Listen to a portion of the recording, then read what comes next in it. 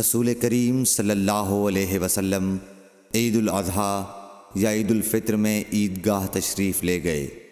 وہاں آپ عورتوں کے پاس سے گزرے اور فرمایا، اے عورتوں کی جماعت، صدقہ کرو، کیونکہ میں نے جہنم میں زیادہ تم ہی کو دیکھا ہے۔ انہوں نے کہا، یا رسول اللہ صلی اللہ علیہ وسلم، ایسا کیوں؟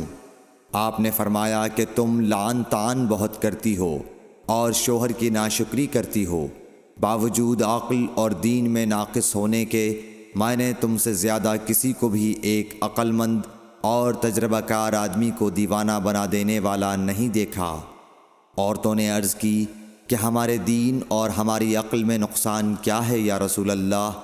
آپ نے فرمایا، کیا عورت کی گواہی مرد کی گواہی سے نصف نہیں ہے؟ انہوں نے کہا، جی ہے۔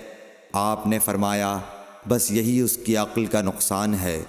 پھر آپ نے پوچھا، کیا ایسا نہیں ہے کہ جب عورت حائضہ ہو تو نہ نماز پڑھ سکتی ہے نہ روزہ رکھ سکتی ہے؟